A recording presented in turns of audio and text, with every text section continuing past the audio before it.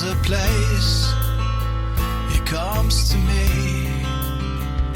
Though I'm blind, He helps me see. Though I see dimly in this place, one day I'll see Him face to face. This is Kurt Kaikkonen, pastor of Calvary Chapel, Waterford, at your neighborhood church. Today on Face to Face, we'll be in the book of Exodus. So grab your Bibles and let's get started.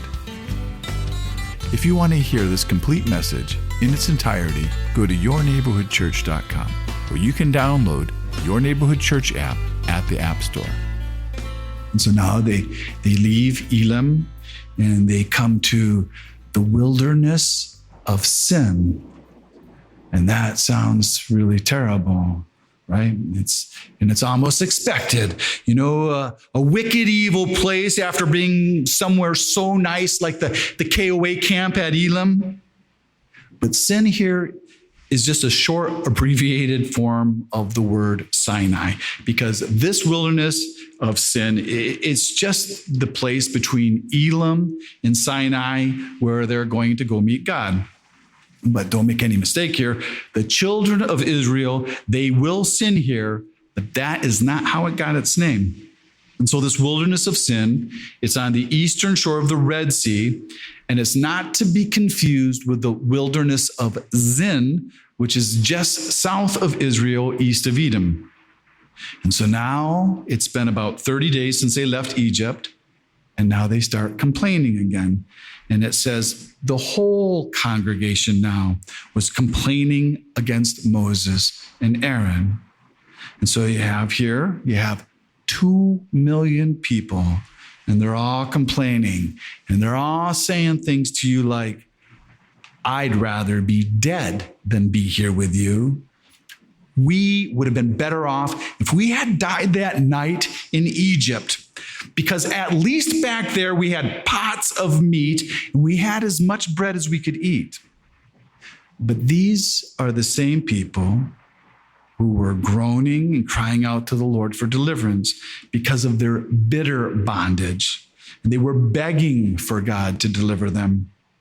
And so now they're twisting all their past memories to fit their complaints, which is common for complainers to do. They just change the facts. And so now they're accusing Moses of these evil intentions, of even wanting to kill the people by starving them all to death. And I do know some people in my family where there will be no peace until they get something to eat. And you might see here that this happens to be the next test. And this was not very long since the last test, but it's almost every time they have a need. And this time they're hungry, and you have to realize that God created this need. And so this isn't because they're starving to death yet. It's only what they're anticipating, because now after being 30 days on the road, their supplies are starting to run out. And so they're imagining the worst scenario, and there's no place to replenish their supplies. So now at this point, they're becoming totally dependent on God, which is really the place to be, because it's in that place is where you learn who God really is, and you learn about His faithfulness and His loving kindness, and that He is dependable. And as believers, we also see God's hand more directly in the meeting of our needs when we don't have anything, when we have to depend on Him, when we're forced to depend on Him. And we learn so much better than when we have plenty.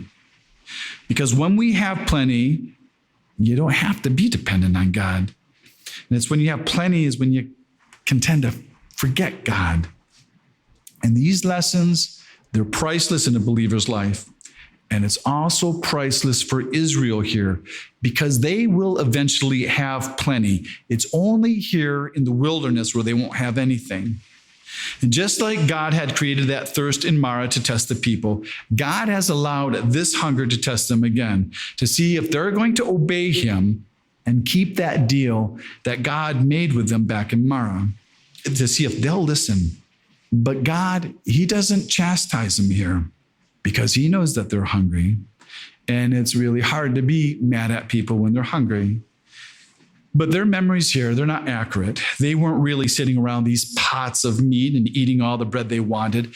That never happened. In Egypt, they were the ones feeling the taskmaster's whip, where the Egyptians abused them all day long with their forced labor. And as Christians and as new Christians, many of us, we went through similar wilderness experiences. And there's so many times where you thought, well, I don't know what's going to happen. God's going to have to provide here. And is God going to let me down? And it might have been maybe the rent. Maybe you're wondering, well, where are we going to get the rent money or the car payment? Or it could have been food. But it was always something where you would never see your way out. And if God didn't provide for you, and he doesn't provide for you right now, you just don't know what will happen. But you look around here, and most of us, we've probably never missed a meal. Or like me, where you've had maybe too many meals. But in our minds, we've starved to death 1,000 times. But instead of a rebuke from God for the complaining, God gives them a promise that he's going to rain bread from heaven. And bread usually doesn't come with the rain from heaven, but it's going to do that for these people. And it'll come in the rain in the morning, because he says it's going to come with the dew of the earth. And then Moses tells them what time it'll happen. And he says, this is going to happen tomorrow. So this is going to happen right away. And since they're all talking about all these flesh pots and all the bread that they could eat in Egypt, God's going to give them all the meat they can eat too, along with the bread. And he's going to do that this evening. You're going to have all the meat you want with all the bread that you can eat tomorrow morning. So everything that you said of how great it was in Egypt, that didn't happen, I'm going to do for you. And this is all out of his love. And you have to realize God has never done this for any nation before. But with this provision of meat and bread from God, he's also going to test them. He's going to test them to see if they're going to be willing to believe him and obey him. Because God, he's always testing us to see if we really believe and if we will really obey. And though God provides this bread for Israel, he isn't going to bake the bread and he's not going to slice it for them.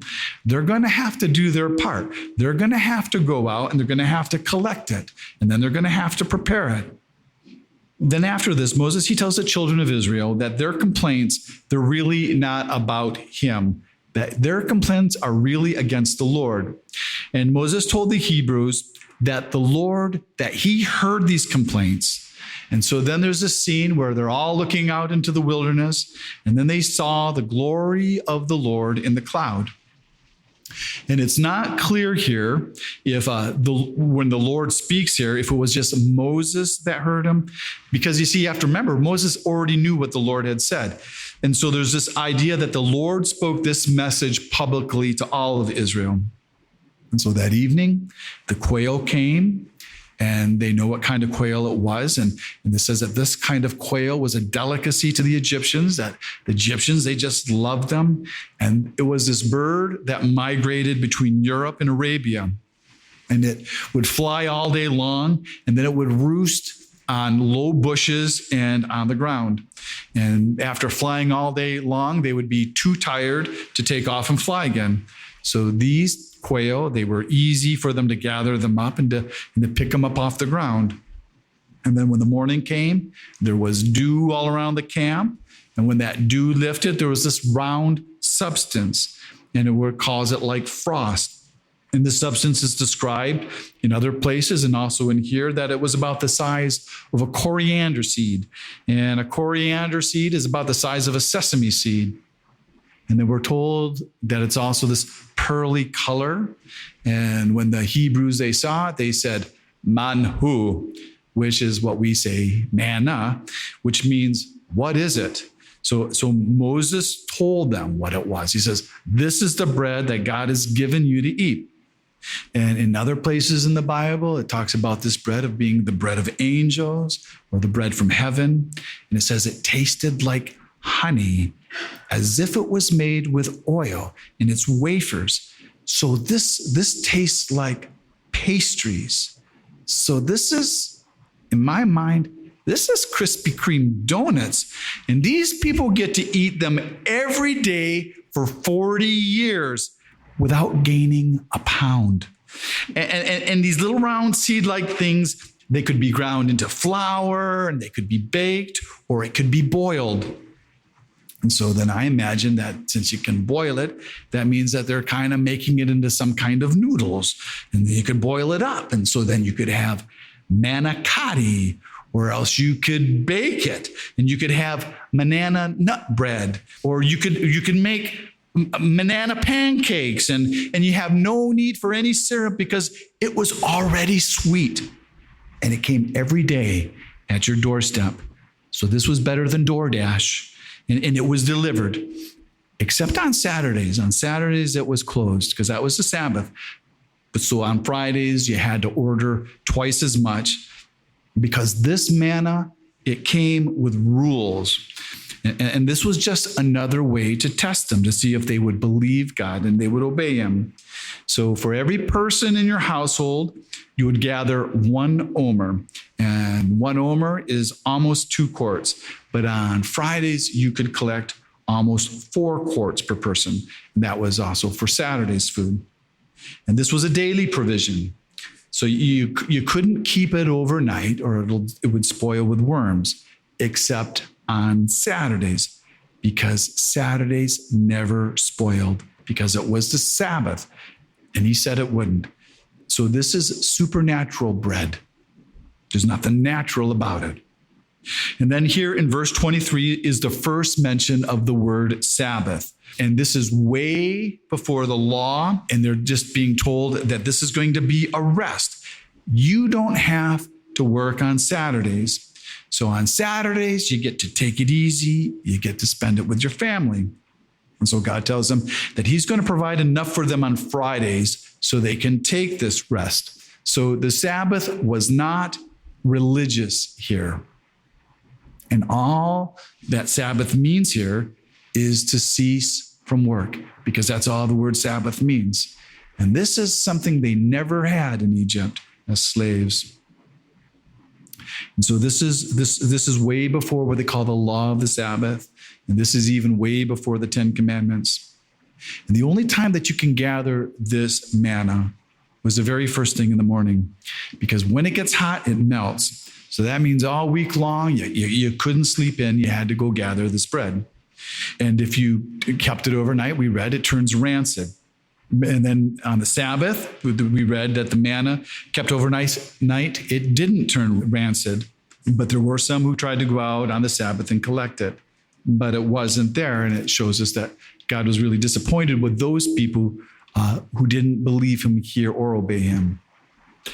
But then when we get to the New Testament, we learn that this manna represents Jesus Christ. You've been listening to Face to Face. Face to Face on this radio station has been provided by Your Neighborhood Church. If you want to help support Face to Face and put this program on other stations just like yours, you can contact us at yourneighborhoodchurch.com or write Your Neighborhood Church, P.O. Box 500, Romeo, Michigan 48065. There's a place he comes to me. Though I'm blind, he helps me see. Though I see dimly in this place, one day I'll see him face to face. Tune in again tomorrow at this same time as we continue to go through the Bible.